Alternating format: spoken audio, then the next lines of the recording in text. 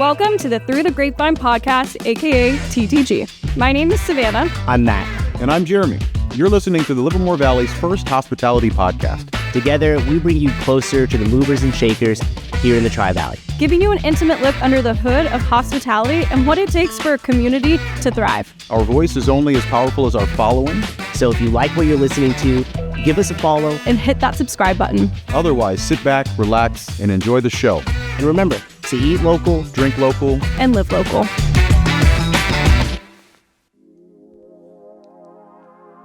There it is. Haven't heard that sound in a while. That's cool. We'll let that riff for just a second here.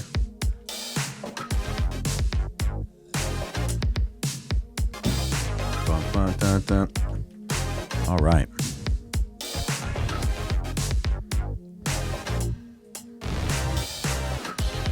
And welcome back to another Through the Grapevine podcast, TTG if you're nasty. This is your somewhat fearless leader, JTM in the kitchen.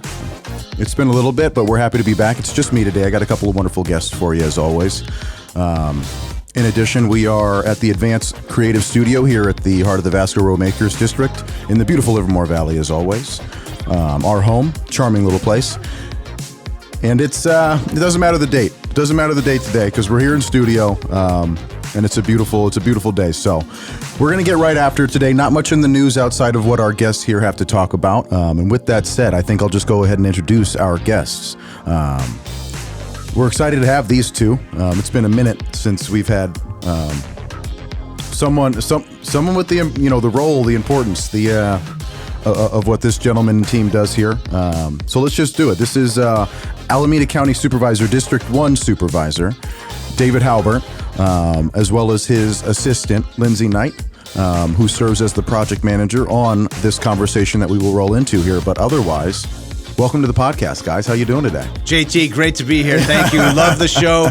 Love what you do here, and happy to be here. I'm honored. My honor. It's not booze, but we'll cheers Toast you. We'll to cheers that. you. Cheers. Cheers. Lindsay said you drink a little bit of anything, so we just went cappuccino from our neighboring coffee shop right down the road here, Story Coffee. Great choice. Great choice. And here we go. So this is first podcast, which still surprises me a little bit that no one's invited you to have a conversation like this before. It's all new for me here. This is great. Okay. Well, it's easy peasy. It's easy peasy, I swear. I'll do all the hard work. I'll just, but hey, we've got something coming up. Lindsay and I have run into one another in this beautiful Livermore Valley before and have had conversations.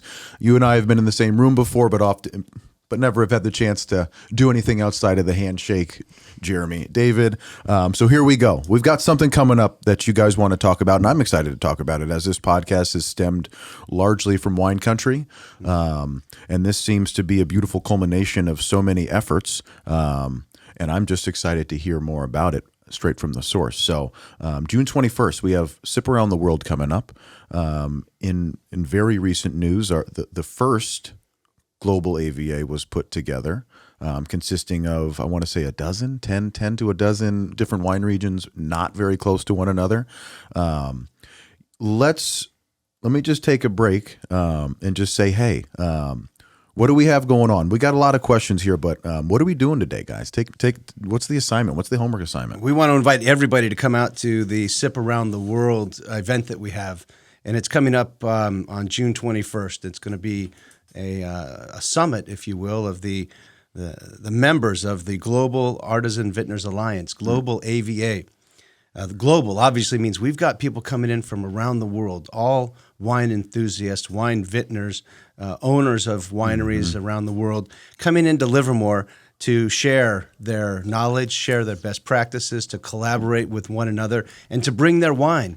You're going to be able to taste wine, varietals of wine that don't exist here in California, that only exist in other parts of the world. And we're reaching way back to the origins of wine and the Eastern European countries like Croatia and Hungary, bringing their wine to come and sample. And then in the future, we're going to be bringing our wine out to them and sampling. And what this is going to do, Jeremy, is expose people to new varietals of wine that they could then order over time from a distributor, or maybe they want to go visit that country on their own.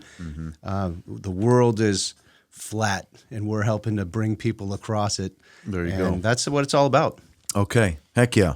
And that kind of leads us, kind of a one more personal question that leads us straight into what the heck we're doing is like, what led you to focus so passionately on wine in the Livermore Valley? Because that's not what your job is necessarily asking you to do. That definitely seems like something that's got it's got a little David in there, and you're using your ability and just your bandwidth to do something great. So tell me about the passion for wine, the passion for Livermore Valley, and then we'll roll straight into Sip Around the World and kind of what led to this. Well, you're right. It's a passion because I love wine. I love all kinds of wine, always have, and now that Livermore Valley wine region is in my district, it kind of is my job, Jeremy. Now, it's not the bullseye of the job of a county supervisor. We have a lot of different things that we got to do, but this is one of them. Yeah. So I'm going to lean into it, and we call economic development of the Livermore Valley. And here's the thing. People don't know this. The Livermore wine region, one of the oldest wine regions in California, it needs help. It needs to make itself known. It needs to be more aware on the global scene in order to survive. We've got a lot of great people here putting their life savings into wineries, growing wine, experimenting with wine, making great new wines and blends. And in order to survive, we need to increase the amount of investment in the wine region. We need to bring some new innovations like agrotourism and some more restaurants, some more hotels and bed and breakfast in order to keep Wine Valley vibrant and alive. And so I do think that you give me a ball, I'm going to run with it. This is part of my job. I'm going to do it to the best of my ability. We are going to bring investment into the Livermore wine region, and that's good for all of Alameda County. As taxes increase with new investment and people are employed, then that's good for everybody. Yeah, I wholeheartedly agree about that. Agrotourism in particular is something we often talk about. So, this conversation, this podcast started about 5 years ago with the idea of galvanizing a regional voice around wine country. Because, like you've said before, in different words, we also feel that we are maybe too much of a hidden gem. It's everything. It has everything to do with what we are, but it's time to shake that and kind of we want to be seen. We got a lot of good things going here, but agrotourism is a powerful word. It's a powerful tool, and it's a really powerful economy that really has barely even begun impacting the Alameda County, and particularly, selfishly, me. I'm a Livermore resident. I work in the Livermore Valley, here in the Livermore Valley with wine country right behind us. So. Where was the moment that kind of sparked the idea for the Global AVA?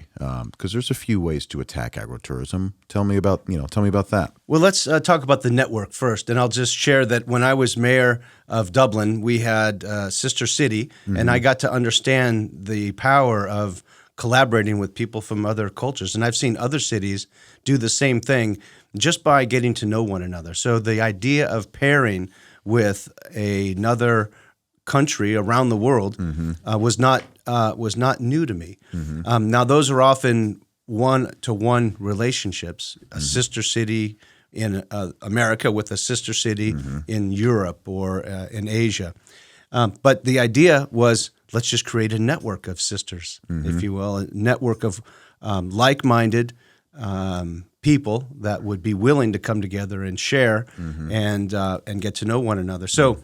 That's where the regional network came out of a sort of a sister city experience that I had as mayor, and it dovetails nicely with wine. And can you share how the can you share how the founding wine regions were chosen? Yeah, I'll let Lindsey talk about that.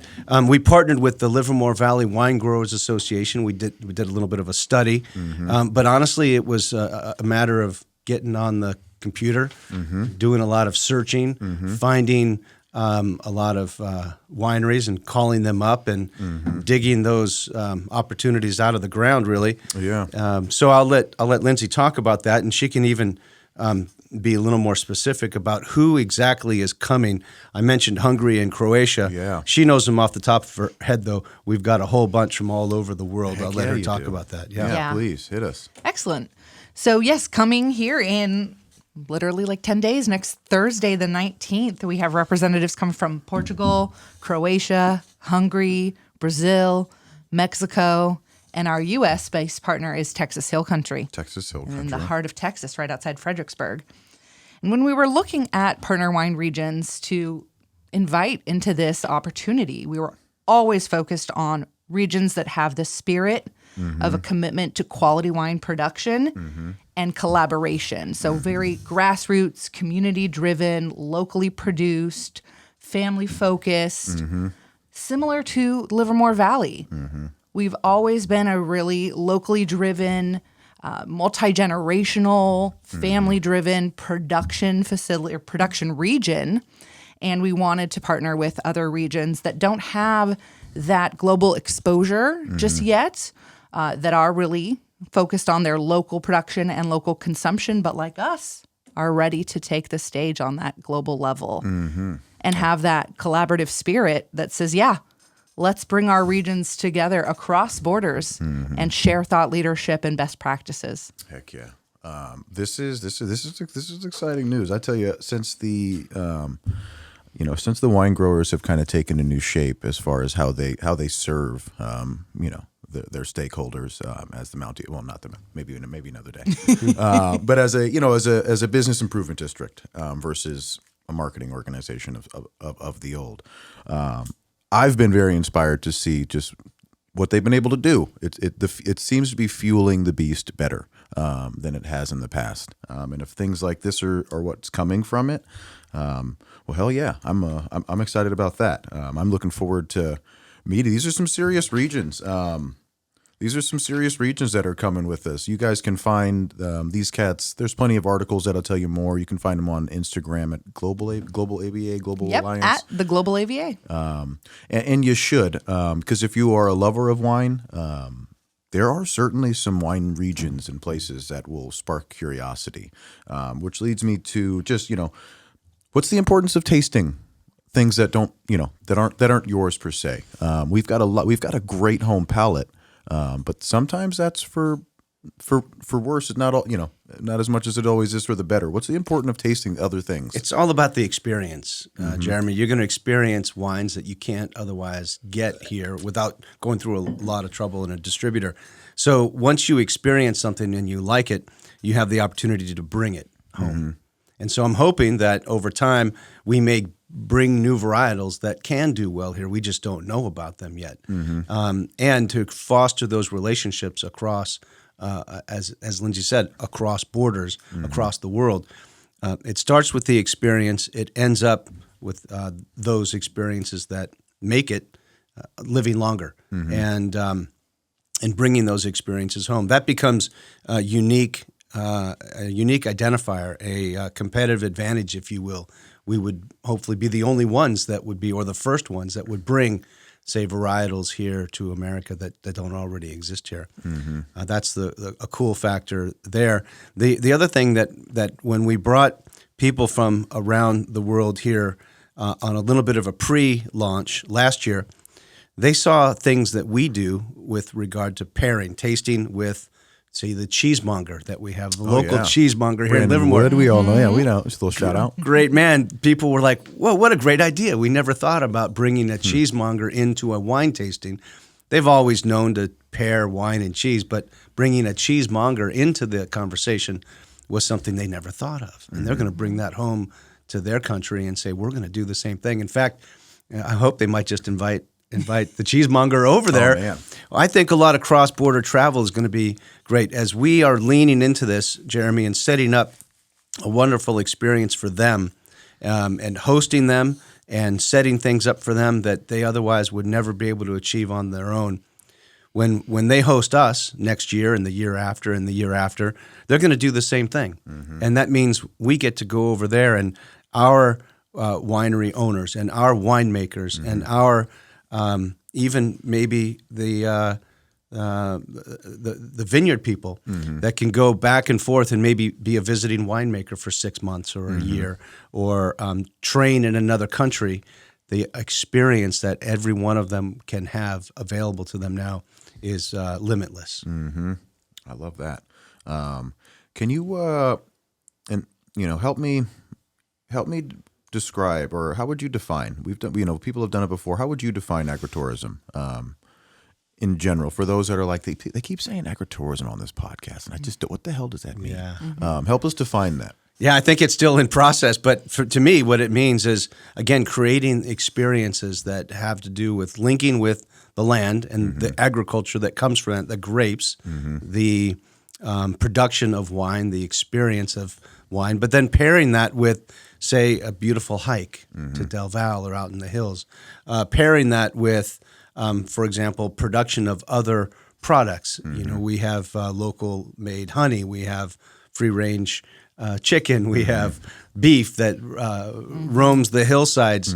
So it has to do with other experiences like biking through the wine region that we have, and the trails that we have. It has to do with the entire basket. Heck yeah. Yeah, it's an ecosystem, and I think the best way to look at it is agritourism is a vehicle, and in this case, wine is the engine.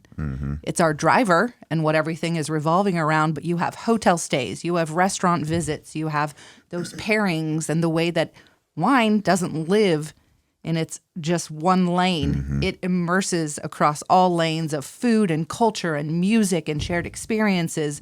And honestly, it's what some of the best memories are formed over. Hey, I believe that. Hey, Jeremy, I'm going to go off script here, and I'm going to share you one more. Go ahead. Now, you might laugh at this one. When I think of what are we the first to do here in Livermore, and really so far the only one, we have, and I know not everybody's going to like this, okay? We have the world's first and only co-located winery and cannabis dispensary right here in California. Can you imagine that? That's see, I'm here for it. Hats off to the Kents. I'm here for Dave it. and Darcy Kent that created with their family and some partnerships, and now they have at the Darcy Kent Winery, they also have a dispensary co-located. Now we have some rules in place here. Don't think that your county supervisor doesn't have some rules in place. You cannot consume both on the same property. In fact, you can't consume the cannabis at all, but you can bring it home, and before you do, you can taste some wine.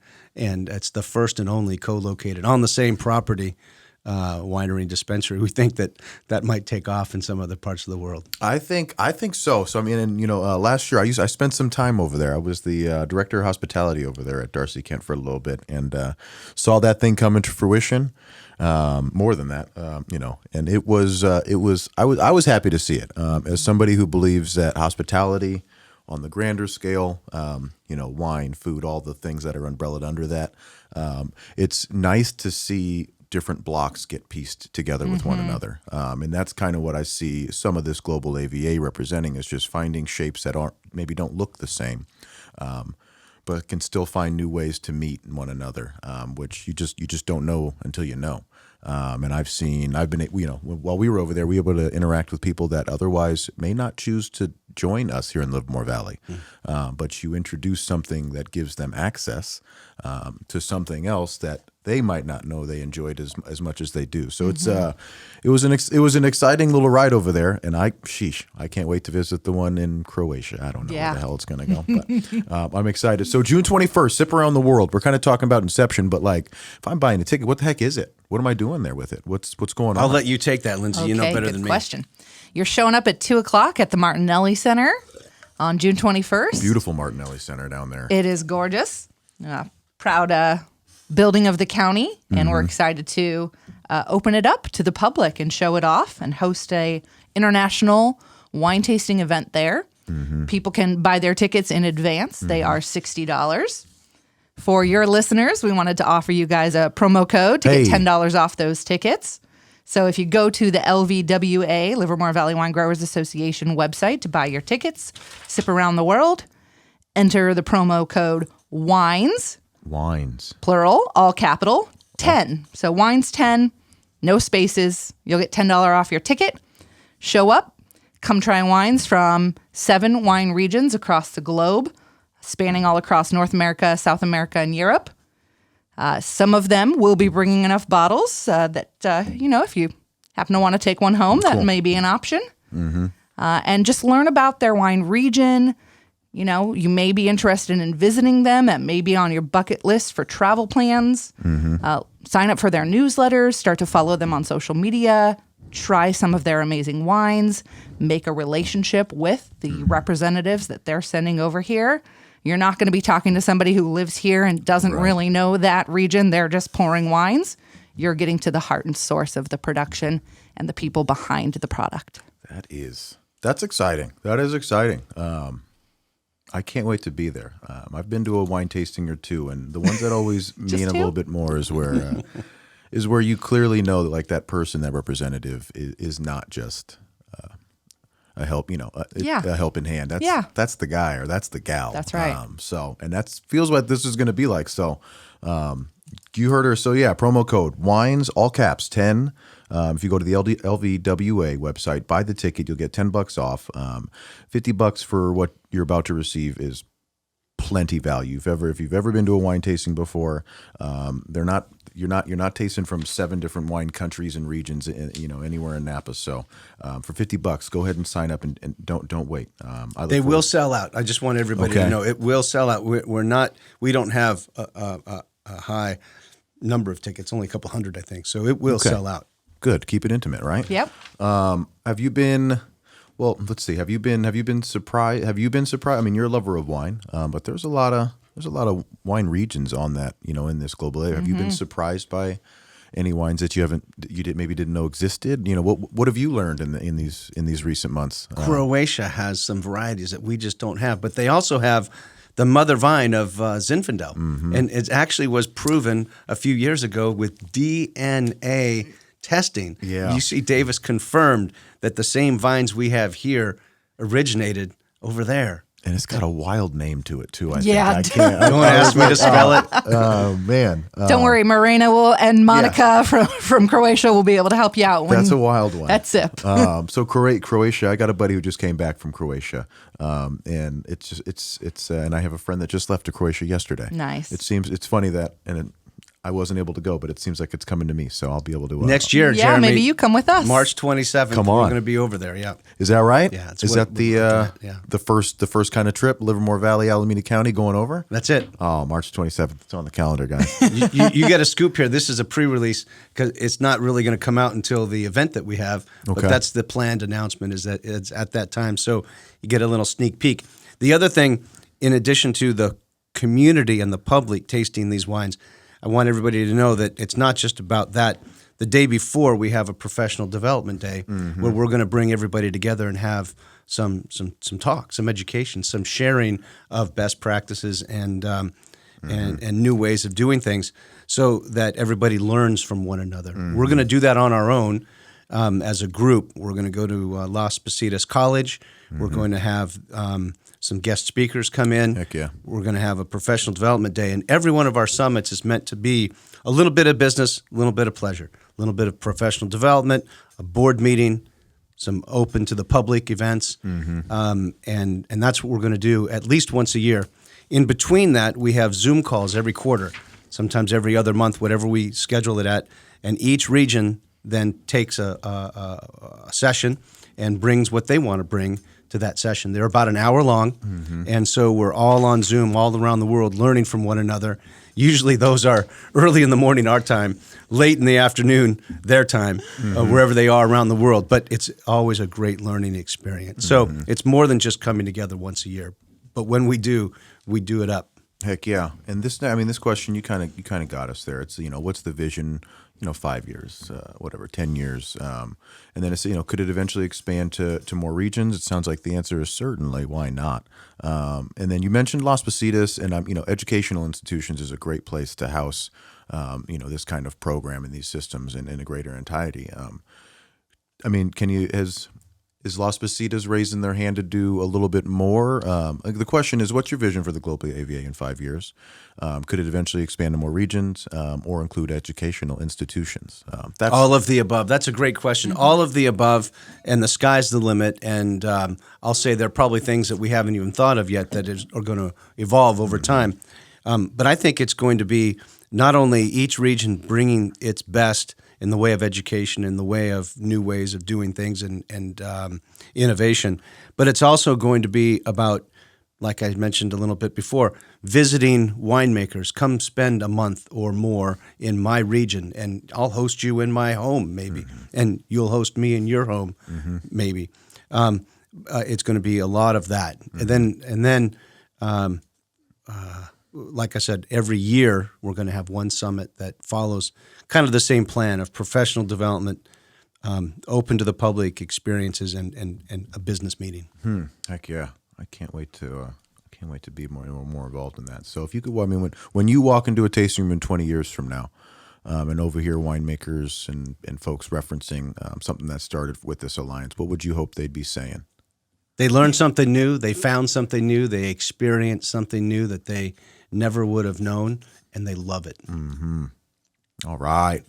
Well, hey, we're getting towards the end of it here. I know it's a busy Monday here. We got a few more questions for you. The whole nature of this conversation was to get excited about it, but I'm going to ask it as such because this is important. This is an exciting topic. But one more time, why should we be excited about this Global AVA, this initiative, and what the heck is going on here in the world, but right here in our backyard in Livermore Valley? If you love wine, if you love the Livermore wine region, and you want to see it be successful, put it on the world map and help us put it on the world map. And as you do, you're going to experience things that you never otherwise would, things that you're going to love and enjoy, and it's going to enhance your experience. I'd say so. Lindsey, you want in? You want in on Yeah, that one? I was just going to add, there's so many ways to get involved, whether you are a wine consumer, you work in the industry, you work in travel, you're a media representative, you work in economic development for the city or the county. I got to do a huge shout out to the East Bay EDA. They've been so helpful in driving this forward. Everyone in the industry that is in the wine industry or touches the wine industry or wants to report on things happening in the wine industry is invited to that industry social hour networking event on Friday, the 20th from 3 to 5 at Las Positas. So let me know if you can make it. We'd love to have you all there. I know Jeremy is going to be joining us. It's going to be a good time. I can't wait. I love those things. So the nature of this podcast as we round out is to inspire small business entrepreneurs, give them a voice, et cetera. I started this podcast by kind of saying, it's not necessarily your job to enjoy wine as much as you do. And you quickly corrected me, which is the point. So, if I'm a small business owner listening, it may not be you, it may be a leader, but, for people that don't assume maybe that it's your job or their job, how can people call upon you? How can people call upon people like you who they maybe assume don't have time, bandwidth, or the responsibility to care about their small business and their initiatives? What's the best practices for something like that? Yeah. What I tell everybody is that we electeds, and I mean this very sincerely, we are elected of the people, by the people, and for the people. I work for you. You elect me. I have an open door policy. If you need to reach me or right through my staff, you know where I live, you know where I work, you know where I meet. And I'm here for you. I can't always solve everybody's problems, and sometimes we have problems that come our way that aren't really problems, but they may present as a problem. But we investigate every single one. You will get a call back from my office. You will get to meet in person with either a staff member or me directly, and our job is to make your life better. Simple as that. Okay. And I was going to say, lean into the things that already exist as a small business. You have Livermore Downtown Inc. You have your Livermore Chamber of Commerce. You have Visit Tri-Valley.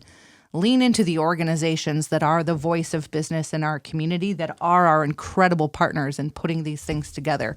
Obviously, if you're in the wine industry, be involved in the Livermore Wine Growers Association. We are all stronger together. And if you're not sure where to start or you have a question, always just reach out to us.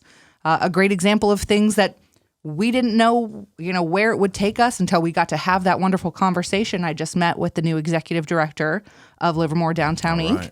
And she said, how can we tie these things together? You're having visitors from all over the world come into town, and you're drawing hundreds from the local community into a wine event. When they're there, when you have that captive audience, how can we drive that into more dollars being spent in the downtown?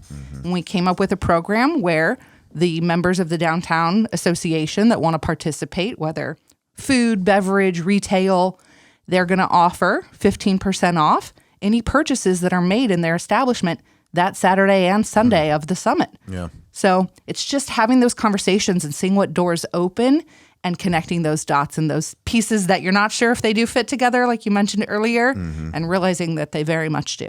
Heck yeah. Well, you heard it here. June 21st, Sip Around the World is going to help inspire and create doors in more ways than we know. So get your ticket. I'll say it one more time. Wines, all capital 10. If you go to the Livermore Valley Wine Growers Association website and you find the tickets and you tap that in there, for $50 you will get more value than you would expect at any wine tasting anywhere in the world. So we hope to see you there. Tickets will be limited, like David said. Otherwise, I got a few rapid fire questions for you here, David, before we let you go and off the hook. But otherwise, we're on the way of concluding another great episode here. So this is a tough question. No pressure to answer it. And I guess I'll ask it like this: do you have a favorite wine right now? Oh, I love rapid fire. I'm going to say I love Pinot. Okay. Pinot Noir. Pinot Noir. Love it. Cab Franc. Yep. Cab Franc. Both great answers. Do you have one wine region on your personal bucket list for your next visit? I can't wait to get down to so many of them, but I'm going to say I do want to go see Villa de Guadalupe down in Mexico. Okay. I do want to go see Adelaide down in Australia. I do want to go see Argentina. I've already been to Portugal. I want to go back. I love Portugal and the Douro Valley and the Algarve in the south. I haven't been to Spain. Been to Croatia. I can't wait to go back. I am going back. Okay. They're all going to be awesome. Okay. And we certainly can't wait to visit Hungary because that's one of our partners and our previous intern, TT, who helped us out here last year, is coming back for the summit. Okay. We want to go visit her in Hungary. Oh man, I got to get my ticket. Do you have a favorite happy hour here in the Tri-Valley anywhere, David? They're all good. Yeah. Okay. We always like. I haven't met a happy hour that doesn't make me happy. All right. Well, hey, we appreciate you all spending some time with us. This has been a treat. I think our listeners are gonna love this. It was a great conversation, and I can't wait to do it more. So we will do this again. I'm excited to hang out with you guys June 21st. Any final words before we head out? Appreciate you, JT. This is awesome. I love it. Thank you. Look forward to the next time. Look forward to this next week together. Okay. Well, Salud. Salud. Well, that concludes another episode of Through the Grapevine. As always, send it to a friend. Give us a follow. Leave us a review. They do more than you know. And we're excited to be back. We'll see you June 21st. Sip Around the World over at the beautiful Martinelli Center on Greenville, y'all. So until then, cheers.